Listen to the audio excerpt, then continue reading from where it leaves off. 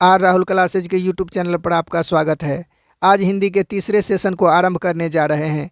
यदि आप पीछे के दोनों सेशन को नहीं देखे हैं तो उसे अवश्य देखें, क्योंकि अधूरा ज्ञान खतरनाक होता है। तो चलिए समय गवाए आज के क्लास आरंभ करते हैं। अमरकांत को किस कहानी के लिए पुरस्कृत किया गया था? Deputy collectorate. बीच की दीवार किसकी रचना है? अमरकांत की। बहादुर, तुमको अपनी माँ की याद नहीं आती, ऐसा किसने कहा? निर्मला ने। किसने बहादुर की डंडे से पिटाई कर दी? किशोर। नाश्ता पानी के बाद बातों का क्या छनने लगी? जलेबी। बहादुर शीर्षक कहानी के कहानीकार कौन है? अमरकांत। बहादुर कहानी में निर्मला कौन थी? कहानीकार की पत्नी। बहादुर कहाँ से भागकर आया था? नेपाल से। बहादुर कौन था? नौकर। अमरकांत जी ने स्वाधीनता संग्राम में कब भाग लिया था? 1942 में। बहादुर अपने घर से क्यों भागा था? माँ की मार के कारण।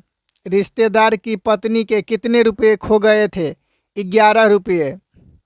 रुपये खो जाने का प्रपंच किसने रचा था? कहानीकार के रिश्तेदार। जहाँ प्रतिष्ठा नहीं वहाँ क्या रहना, किसने कहा? बहादुर ने। बहादुर कहानी के लेखक अमरकांत का जन्म हुआ था नागरबलिया, उत्तर प्रदेश।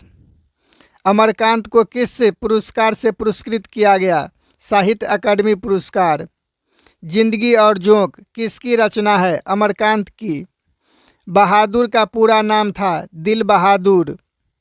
निर्मला आंखों पर क्या रखकर रोने लगी? आंचल। लेखक के घर में किसकी आवश्यकता थी? नौकर की। माँ के डर से लड़का रात भर कहाँ छिपा था? जंगल में। बहादुर लेखक की पत्नी निर्मला को किस रूप में देखता था? माँ के रूप में। बहादुर किस प्रकार की विधा है? कहानी। बहादुर कहानी के मुख्य पात्र कौन है? बहादुर, निर्मला, किशोर। देश के लोग और मौत का नगर के लेखक कौन है? अमरकांत। बहादुर लेखक के घर से क्या लेकर भागा था? कुछ नहीं। लेखक अमरकांत ने हाई स्कूल की शिक्षा कहाँ से प्राप्त की थी? बलिया से। मित्र मिलन शीर्षक कहानी संग्रह किसकी रचना है? अमरकांत की। लेखक की पत्नी के रिश्तेदार किस दिन घर आए थे? रविवार को। बहादुर को लेखक के घर कौन लाया था? लेखक का साला। बहादुर का पिता कहाँ मारा गया था? युद्ध में। बहादुर से मार खाकर भैंस भागी भागी चली आई माँ के पास। बानर सेना नामक बाल उपन्यास किसने लिखा है? अमरकांत।